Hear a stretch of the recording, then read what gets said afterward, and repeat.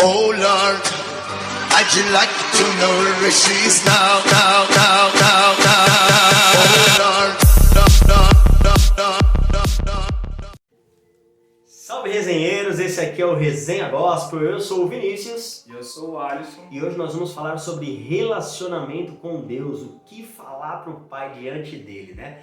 Começando por uma palavra, como sempre aqui, maravilhosa, que fala aqui de 2 Crônicas 1. Quem escreveu foi Esdras, né? Consultei ali, a minha líder, ela respondeu.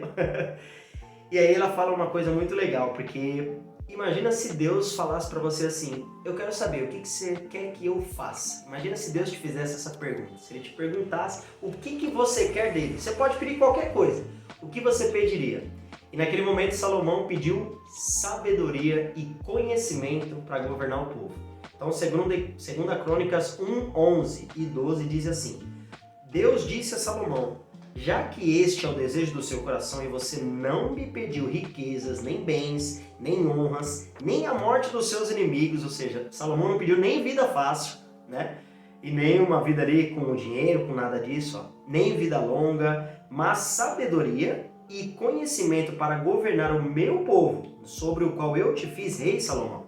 Então você receberá o que pediu, mas também lhe darei riquezas, bens, honra, como nenhum rei antes de você teve e nenhum depois de você terá. Ou seja, diante de Deus ali, depois de uma pergunta, depois de um relacionamento muito íntimo de Salomão com Deus, onde ele podia pedir qualquer coisa. Mata os meus inimigos, dá todo o dinheiro do mundo para mim. Ele podia pedir isso, mas não, ele falou: eu só quero sabedoria para seguir o propósito, Senhor, que o Senhor tem para minha vida. E aí Deus entrega aquilo que ele queria e ainda muito mais, daquilo no qual ele nem pediu, mas Deus sabia que ele ia precisar para governar. E Romanos 8:28 complementa isso, dizendo assim: sabemos que Deus age em todas as coisas para o bem daqueles que o amam, dos que foram chamados de acordo com o seu propósito. Ou seja, se você seguir o propósito de Deus sem se preocupar com você mesmo, com quanto que você vai ter na conta, com os bens que você vai adquirir nessa vida aqui, e sim preocupado com o propósito dele para a tua vida, que é muito maior do que qualquer dinheiro, aí sim você terá aquilo que você precisa naquele momento e muito mais daquilo que você ainda nem pediu. Só que mais do que pedir, né, a gente precisa entender a importância de estarmos conectados com Deus, né? Muitas vezes nós tratamos Deus como se ele fosse um Papai Noel, como se ele fosse um bom velhinho, e que à medida como nós vamos nos comportando bem, nós somos recompensados por isso. E quando a gente fala de relacionamento com Deus, não tem nada a ver com isso, né? Muitas vezes as pessoas na caminhada delas dentro da igreja se frustram justamente por muitas vezes não entender que aquilo que Deus ele tem para nós é aquilo que nós precisamos e não aquilo que nós almejamos, né? E durante todo esse processo onde nós somos provados, testados, enfim, onde nós passamos por algo que vai nos fortalecer no futuro, muitas vezes a gente desiste. Justamente por quê? Porque nós não entendemos qual que é o verdadeiro relacionamento que nós devemos ter com Deus, né? E aí quando a gente vai para a palavra, a gente começa a entender justamente quem é Deus afinal na nossa vida. Se nós não reconhecermos a paternidade de Deus, se nós não enxergarmos como Pai, muitas vezes nós não vamos conseguir ter o devido relacionamento com Ele, né? E aí quando nós vamos aqui meditando na palavra, quando a gente pega o livro de Isaías, né, 64, versículo 8, diz assim: contudo, Senhor, Tu és o nosso Pai, nós somos o barro, Tu és o oleiro, todos nós somos obra das Tuas mãos. Ou seja, né, assim como é o processo, né, de fazer ali o vaso, né, onde nós somos o barro e Ele é o oleiro, o que isso significa? Que Ele, como nosso Pai, vem nos moldar, né? E aí quando começa o nosso processo de conversão, muitas vezes isso nos choca, porque muitas vezes nós precisamos mudar, né? Na realidade, quando nós conhecemos a Jesus, uma chave na nossa vida muda e a mudança ela é nítida, ela precisa ser realizada. Mas muitas vezes nós, por não reconhecermos a paternidade, o relacionamento devido que nós temos que ter com Deus, muitas vezes nós não conseguimos suportar o processo. E é aí que muitas vezes nós ficamos no meio do caminho. Por isso, muitas vezes a gente precisa meditar a respeito do que eu espero do meu pai, né? Assim como a gente acabou de ver aqui, ele poderia ter pedido milhares de coisas, milhares de bens, mas ele pediu sabedoria, justamente para quê? Para que ele pudesse passar pelo processo, para que ele pudesse governar aquele povo. Ele pediu aquilo que ele precisava e não aquilo que ele gostaria de ter.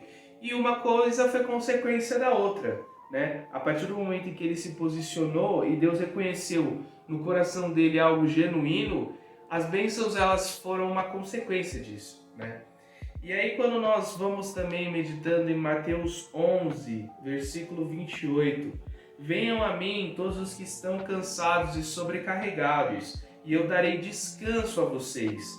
Tomem sobre vocês o meu jugo e aprendam de mim, pois sou manso e humilde de coração, e vocês encontrarão descanso para as suas almas, pois o meu jugo é suave e o meu fardo é leve. Ou seja, quando nós entendemos isso, quando nós temos um relacionamento com Deus, e Ele vem e nos pega, né, pela mão, e Ele sabe o quanto que nós estamos sobrecarregados, muitas vezes o quanto que nós estamos tristes e frustrados, e como isso nos afeta, Ele vem para, justamente como o vaso é feito na mão do oleiro, Ele vem nos moldar para uma nova história, para uma nova estrutura. E é isso que o relacionamento com Deus ele precisa buscar. Muito mais do que ser algo tão banal como a gente citou, o exemplo do Papai Noel, que eu só consulto a Deus quando eu estou necessitado, desesperado, quando eu quero uma bênção. É muito mais do que isso. Ele nos chama justamente para mergulhar em águas profundas. Ele fala, filho, eu quero construir uma nova história junto com você. Eu quero te levar a um novo horizonte, a uma nova perspectiva. E a partir do momento que nós decidimos nos posicionar e passar pelo processo, o oleiro ele tem espaço para construir uma boa obra, que é o vaso, que somos nós depois que somos novamente moldados por ele. Exatamente. Aqui para finalizar tem uma música, né, um louvor na verdade, do Preto no Branco, que fala assim, o que fizeram de você? E tem uma parte da letra que faz uma pergunta, né? O que fizeram de você? Um curandeiro? Um mercenário? E o que eles dizem que tu és? Algum mordomo? Um secretário? Você não é isso aí. Você é Abba Pai, Deus Elohim.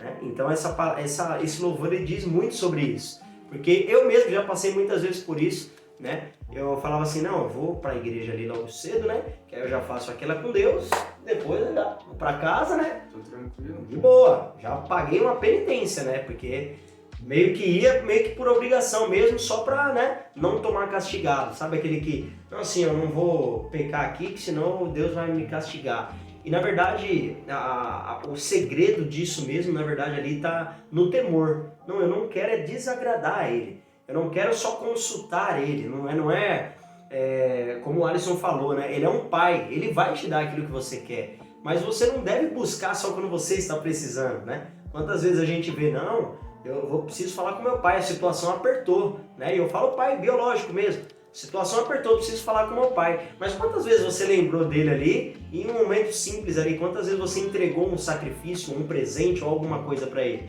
Para Deus não tem nada fisicamente, dinheiro que você possa entregar que ele já não tenha. Mas ele quer um coração contrito, quebrantado. E isso é a melhor coisa, o melhor presente que você pode dar para ele. E como a gente já viu na palavra, quanto menos você busca aquilo que você quer, mais Deus dá aquilo que você precisa. Entendeu? Então a gente sabe o que a gente quer, mas a gente tem que entender o que a gente precisa de fato.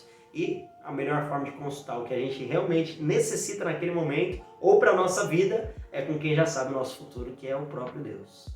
Amém? É isso aí. Esse foi mais um vídeo. Se você gostou, por favor, se inscreve no canal, dá o joinha. Se você não gostou, comenta aí para a gente poder entender qual que é a sua perspectiva. E todos os dias, lembre-se, Deus, Ele é muito mais do que um provedor, Ele é um pai, e Ele busca verdadeiramente um relacionamento com você. Se dedica, se posiciona, que eu creio que grandes coisas Deus Ele vai fazer na sua vida. Siga nossas redes sociais, Facebook, Instagram, compartilhe esse vídeo para quem você acha que merece. Deus abençoe, tamo junto! É nóis. Falou!